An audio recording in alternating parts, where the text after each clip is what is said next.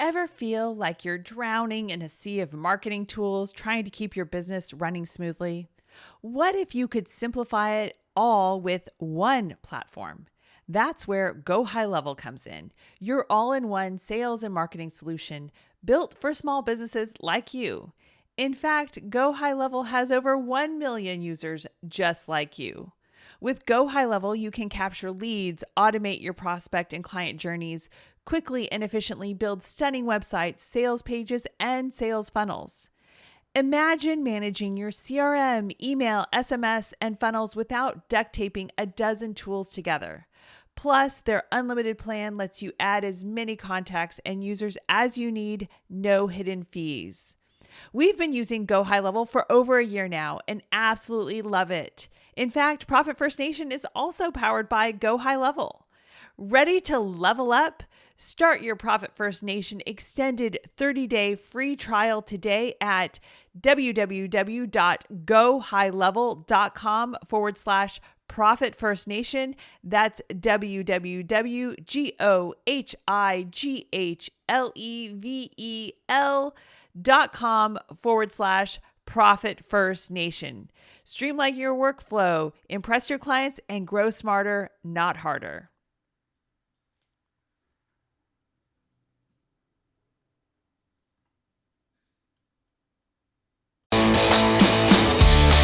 Welcome to Profit First Nation, the official podcast for entrepreneurs who are operating their businesses in the zone of permanent profitability.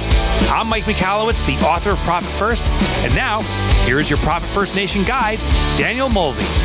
Welcome back to Profit First Nation, my entrepreneurial friends, and we have a special bonus episode for you today with Cyndi Thomason, who is one of our mastery level certified Profit First professionals. She's also the founder and president of Bookskeep, which specializes in financial services and financial accounting services for players in the e-commerce space. And you might recognize her as being our special guest on our last episode on Tuesday. And she is the author of Profit First for e-commerce sellers.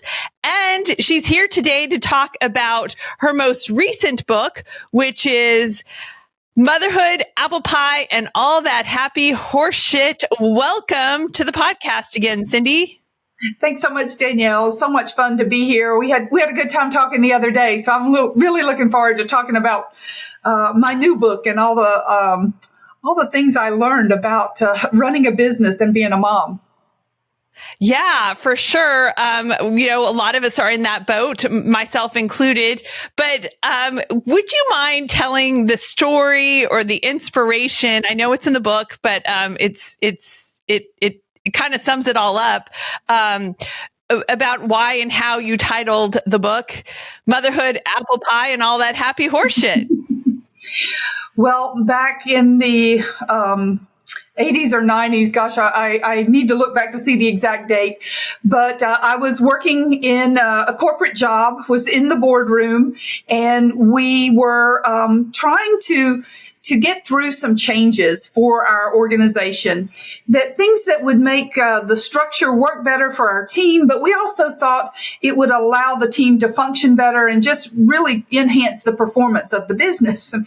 And the board was really having none of it. They were hearing all of these presentations, and they're just thinking, I don't think so. But one of the board members turned and asked me, well, Cyndi, what does the staff think of it? And I spoke from this place in my heart because it was something I really, truly did believe we needed in the business. And in that conversation, I think they saw me in a new light because I had never really been that forceful and dramatic about what the benefits were and how I thought it would help. And at the conclusion of what I had to say, one of the board members spoke up and said, well, I hear all of that. As far as I'm concerned, it's all motherhood, apple pie, and all that happy horse shit. And I don't really believe it's the way to run a business, but I think that's the president's decision and not the board's decision. And so they ended up allowing us to go forward with what we had proposed. And I don't know, those words just stuck with me. They really kind of cut me to the core, because what he did was just, try to kind of put us all in some kind of box about, this was taking care of your people and creating things like teams and flexible hours, flex time, we called it. He put it all in this box as if it was, something to kind of thumb his nose at. And those words have stayed with me for a long time. And as I was thinking about the book, and I really started to realize I do believe in motherhood. My daughter is now 24. I've learned so much from her and from being a parent. And, the apple pie piece of it, I think about it in terms of capitalism, and I'm a profit first professional. I realize that, profits for small businesses are how we keep the lights on in our homes and pay for kids' dance lessons or taekwondo for my daughter. Profit is a good thing. And even though it can kind of come off as being corporate greed in some situations, it's not for small business. They don't take enough profit usually. And then the happy horseshit. As I think about it, I'm like, I'm a gardener. I pay money for horseshit.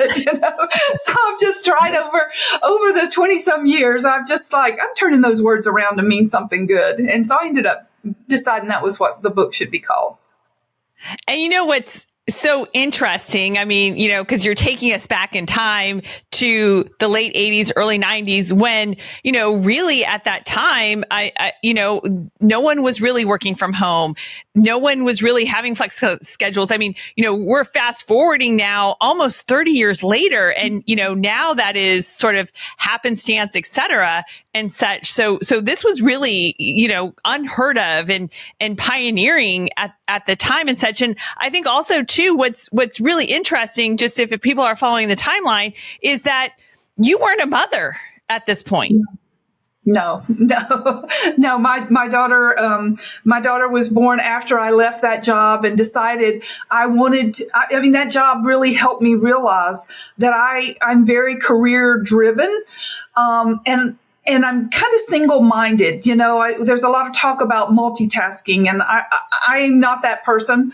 I'm kind of skeptical that it can actually happen at all. But there are people that say that they can multitask. I can't multitask. And I knew that I wanted, when I did have children, that I wanted to be able to really focus on being a mom and being a good parent. And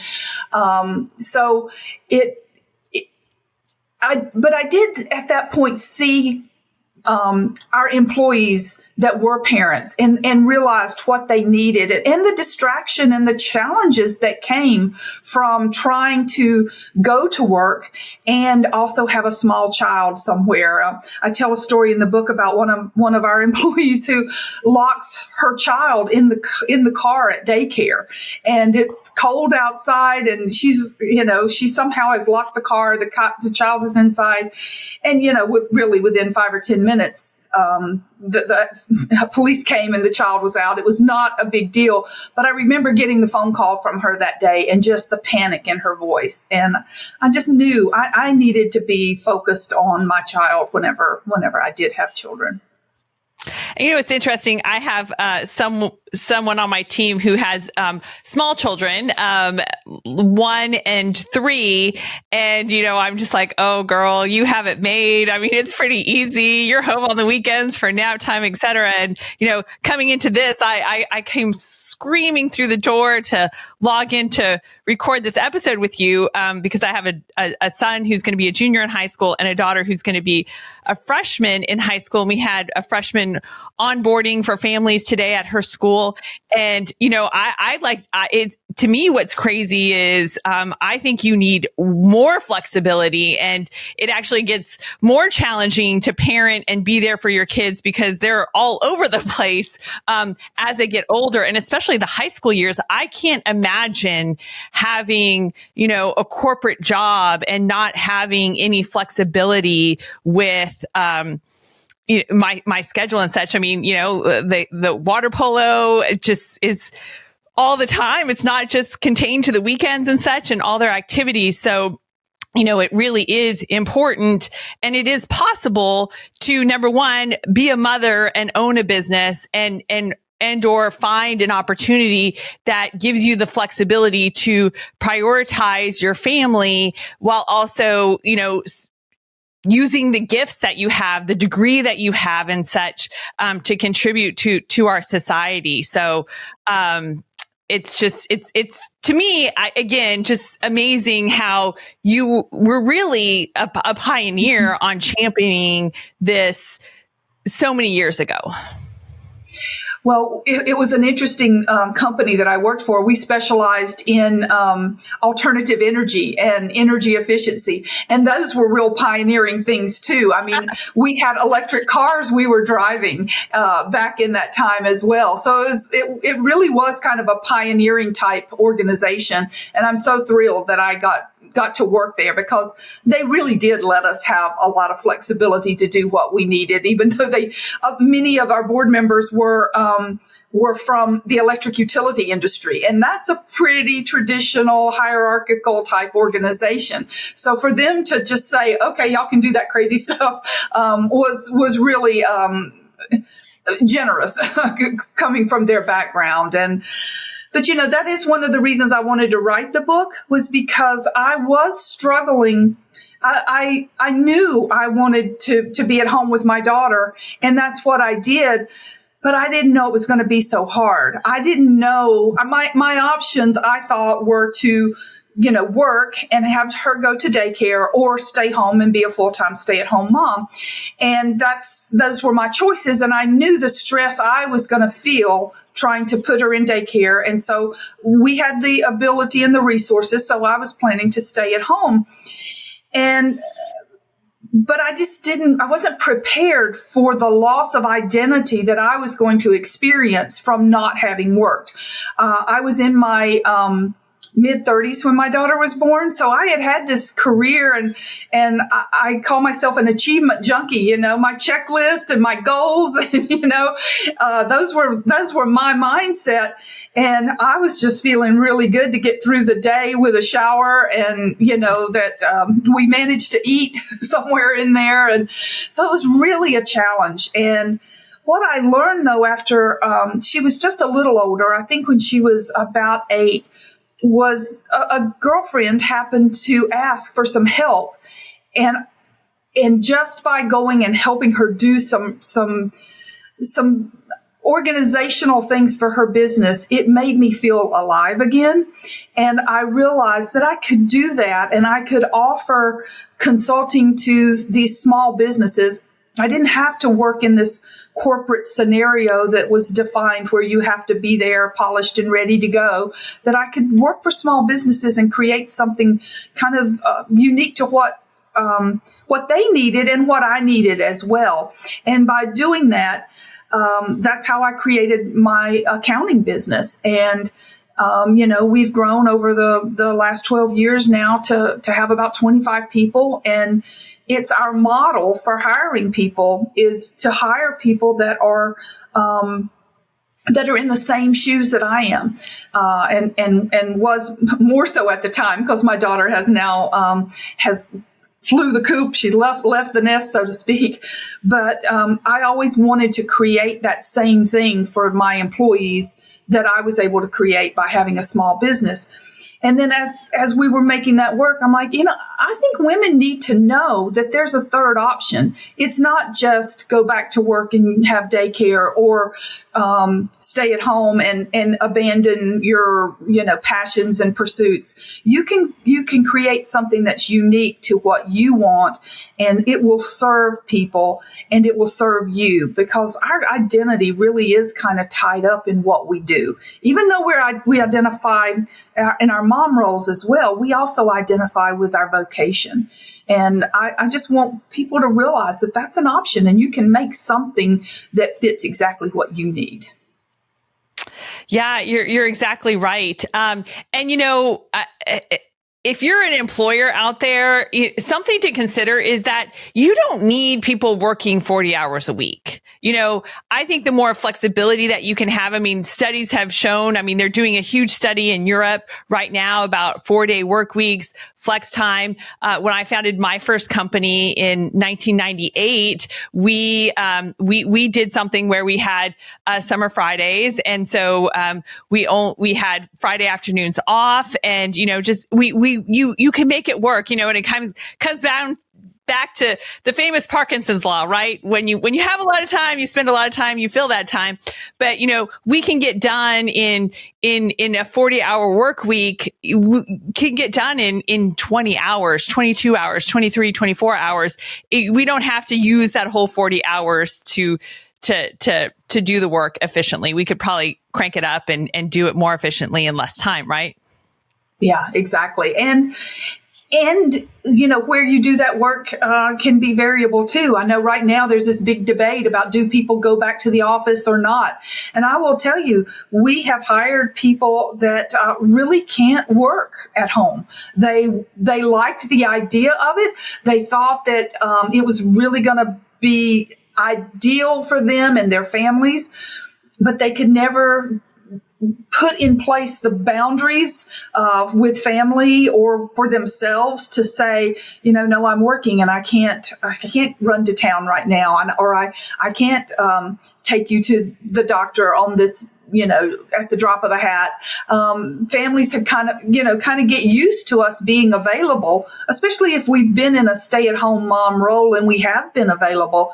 And then to suddenly be, I'm really trying to work right now, I can't do that. It's setting some new expectations, and some people just can't. And they think that, okay, I'll be able to work later, and I'll work in the evenings or whatever. And sometimes they can, but sometimes they can't. So I think, there's room for all kinds of models. And so if a business says that they need people in the office and that's how they want to work, then that's great. They will attract people that want to work in offices and need that kind of separation in the way they organize their life. But then there are others who can make it work and, figure out how to get everything done, and it makes the balance work for them by being able to move between their family and their personal life and their work life. And that stays a little bit blurred, but they're able to still manage both lives and have things going appropriately. I know I read a book recently, and I really loved the book until I got to the end. And it was then talking about how you can't work from home. You cannot, work from home doesn't work. And if you do work from home, you need to set your hours, and you need to, ignore the laundry, etc. And I'm like, why? And it was written by a man. I'm like, why? Why create that? Because I need to get up from my desk and move around every so often. That's healthy for me. My little ring tells me, okay, you've been sitting too long. Why not go move the laundry from the washer to the dryer? We as moms do this kind of thing all day long. And why do I have to segregate myself for these hours from anything else? I don't know. It just, it strikes me as there are different ways that work for different people. Find what works for you, find what works for your employees, and create something that works with the lifestyle you're trying to create.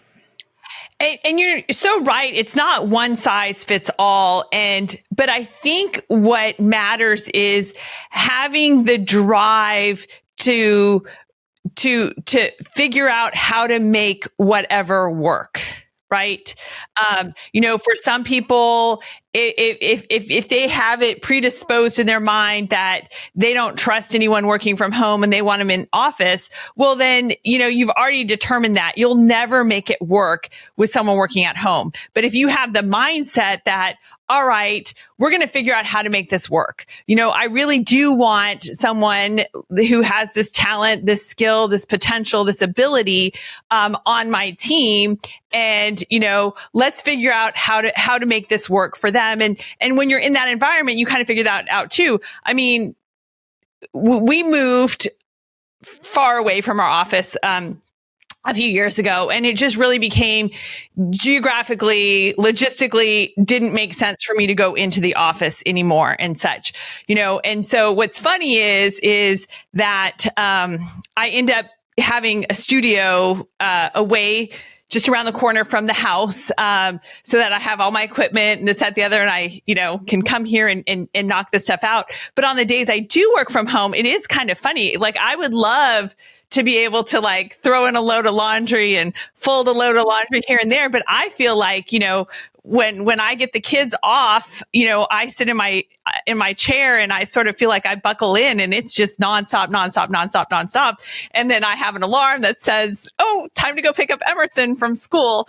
And that works for me. But everyone's going to be different. A couple of things, since we've got business owners on this call, and, I think that there's great talent out there at good market wages that you actually can save on payroll when you hire people on a part-time basis. I would say that most working moms, with active children, really, they don't have 40 hours a week to work. Whatever you can do to figure things out. Then the plus side is honestly, you're going to get 40 hours of work for 25 hours of pay, because they're going to figure out how to get the work done in 25 hours. And they're going to have that flexibility to, attend the school program, go to the sports after school, et cetera. So, really challenge that. A couple of things that, we just had someone that came back from maternity leave a few months ago. And, when she came back, I wait for them to come back. You never know what happens after you have that baby. So I'm like, okay, whatever. This is your plan. You think you're going to work full time? Sure. Okay. Whatever you want. But when she came back, she came to me and was like, I think I would really like it if I could, leave at 2:00 every day instead of working until 4:30. And I'm like, sure, no problem. And, we make it work. The team is supportive. The other people on the team have older children, so they understand, it goes by fast and stuff, and it works. And I'm sure at some point, she's going to say, well, now that schedules have changed and stuff, I think I want to work more hours or less hours. But having that, the drive to want to make it work for the right people, is really what matters. I would say to business owners that, there's such great talent out there if you can kind of be a little limber about your expectations, right? I know in the accounting industry right now, the biggest complaint is we can't find good people. We can't find good people. And Danielle, we've worked with you and the All In company to recruit good people, and we've got a bench of people who are willing to wait to work with us. And, luckily we're just starting one of those. I think she starts next week. But she's been on the bench for like 6 months, but she's somebody that we identified. We knew we wanted her. She knew she wanted to work with us. She said, I can just keep doing what I'm doing. Just let me know when you're ready. And so it's just so nice to know. And we checked in with her, every month or so. Is it still looking good? But it's so nice to know that you've got good people out there. And I think the reason we're able to find good people and create a bench is because, one, they really do want the flexibility that our company offers, and they want that they are willing. In fact, I saw this in a study just at a conference I was at last week. They said that 80% of the folks are willing to work for less pay if they feel like they're working for an organization that is purpose driven. And our organization, while our product, if you will, is delivering good financial statements and helping them make good financial decisions and transforming their business, our purpose from the very beginning is to create an organization where there can be 100 of people like me working in jobs that fit their life. And so they see that that's important to them, and they like the idea of coming here and working in that kind of a purpose-driven organization. So we don't have problems finding people, and we don't good people, and we don't have problems keeping good people. And so there's a real upside as a business owner to working with people. And if you can be of the mindset where it's not going to drive you crazy, keeping up with their hours and that kind of thing. Yeah, and I think it's really important, especially with how flexible you guys are, because you're saying just get this work done within this period of time. You're not saying you need to log in for 4 hours between 8 and 3. Like, you're saying just, get the work done. I think it's important. And we talk about this, in recruiting and hiring 5-star employees. That first star in the 5-star employee rating system is alignment with core values. And so, when you attract people and when you vet people for alignment with your true core values, they're going to think, they're going to act like you, they're going to operate like you. So that kind of helps in that first kind of like checking the box on, are they going to get the work done? Are they part of like wanting to do this work because they are purpose driven and they believe in our purpose and they want to be part of that team. And again, it's just kind of, I think, part of that core value alignment, and especially in wanting to serve people like you, like your organization does. So your book I have given to a lot of moms, who I identified and I've talked to in the stands at water polo games and such. And they're smart women. They're Stanford graduates. They're University of Washington graduates. I mean, they have these degrees and they've honestly stayed home during this time, but they're at a stage where, oh my gosh, college is coming around the corner and it's pretty pricey here. And, we could use a little bit more contribution in the household and such. And so, they're dipping their toe into, starting their own businesses and kind of, I've shared with them my story and they see like my flexibility and such and kind of my ability to do everything. I joke that, it keeps me out of trouble, right? Having multiple businesses and having these kind of accountability and obligations to my employees, to my clients, et cetera.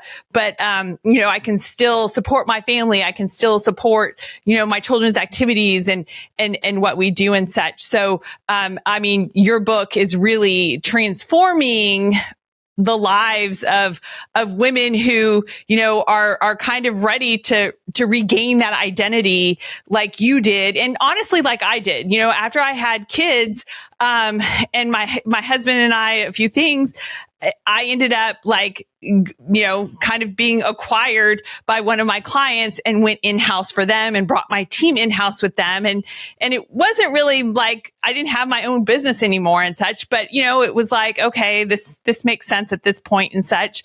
And then when we relocated back to California, I kind of took a corporate job and such. And I just didn't feel myself. And so you're right. You kind of lose this identity and such. And when you're a business owner, you really can, just make it all work, because you have that flexibility and you can create those opportunities for other great talent, when you think outside of the box and not are so rigid that it has to be full-time, 40 hours a week, Monday through Friday, and you have to be in office. So, Well, and I work in an industry for our clients, which are e-commerce businesses. Our clients are very much digital nomad type folks. They want to not be tied down. And so that was part of our alignment and why I chose working with them to begin with. I wanted people that weren't going to expect to see me in their office and bringing me a shoebox full of receipts, helping them figure out their computer system. I wanted people that would value flexibility, that would be comfortable with technology. And so e-commerce folks have to be all of that because they typically want to travel. Their biggest currency outside of dollars is their points for their credit cards, and they're keeping up with that more than they are their money sometimes.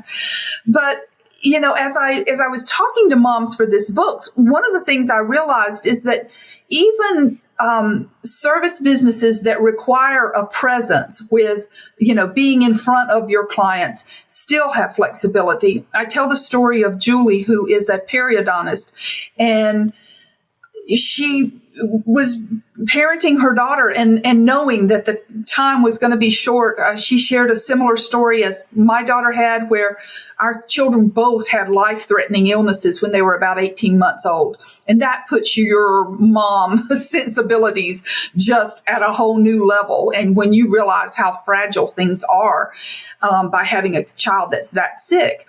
And so she was really trying to figure out how can she practice her,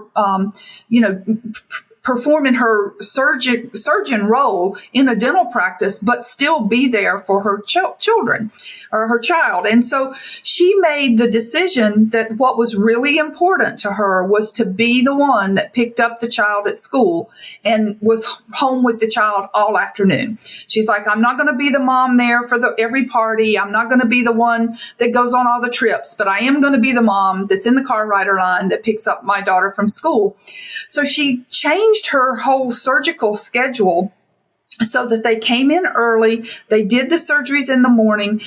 Everything after lunch was just consultations. So if somebody doesn't show, they just shut the office and everybody leaves early. And she's out of there by 2:30 so she can be in the car rider line. And they do go in early. They take Fridays off. And so she really rearranged how she practiced medicine to align with what her goals are. And what she was able to do then was hire a staff of moms who wanted the exact same thing. And, so she's got a team that just truly appreciates the chance to be there for their children after school. And it's worked beautifully for her. So when you take things kind of into your own hands and figure out, all right, what would be in alignment with what I need? How can I arrange it? What's really important, making those decisions, then you can set it up. Even if you're in a profession that requires some face-to-face with your clients, you still have some flexibility. And the people that will appreciate that are your employees and the clients that you're dealing with who see this is what you're trying to do, and that's important to them too. Yeah. So I know the book is called Motherhood, Apple Pie, and all that happy horse shit. But this obviously applies to fathers too, and just this whole mindset as being an organization that wants to leverage the best talent out there. And there is amazing talent who just is going to pick family over working 40 hours a week. So if you can find that happy medium and that middle ground where everyone is coming together and doing their best and aligned in the purpose of your organization, I mean, you are just going to totally kill it. And you're going to have employees who are producing, I'm going to tell you, at least a 4 times X return on their payroll and such. So you will have super efficiency and of course that increases profitability as well. So Cyndi's book is available on Amazon. It's also available in an Audible version, which is the way that I consumed it. And even if you take it on Audible, she has amazing resources and such associated with that. She gives those links in the book and in the Audible version as well. So make sure that you grab a copy of Motherhood, Apple Pie, and all that happy horse shit. Thank you so much for joining us, Cyndi, and cheers to another profitable day, my entrepreneurial friends. Thanks for tuning in to the Profit First Nation podcast. We hope you found today's episode valuable and that it's inspired you to take action towards achieving permanent profitability in your business. If you want to learn more about how to implement Profit First in your business and connect with a community of like-minded entrepreneurs, be sure to visit us at profitfirstnation.com to download our how-to guides and resources. Remember, permanent profitability is within your reach, and we're here to support you every step of the way. So let's do Profit First right together. Profit First Nation website related podcasts and videos are provided for general information purposes only and do not constitute accounting, legal, tax, or other professional advice. Visitors should not act upon the content or information found here without first seeking appropriate advice from an accountant, financial planner, lawyer, or other professional. Hey, this is Ro. And if you're a business owner struggling with hiring or just tired of doing it yourself, I highly recommend the Build Your Dream Team Secret Podcast series. There are 7 episodes packed with real stories from founders who've cracked the code on hiring, built high-performing teams, and finally got out of the day-to-day grind. My favorite part? It's not fluff. It's systems, strategy, and results. Text DREAM to 55444. That's DREAM to 55444 to check it out. You'll thank me later.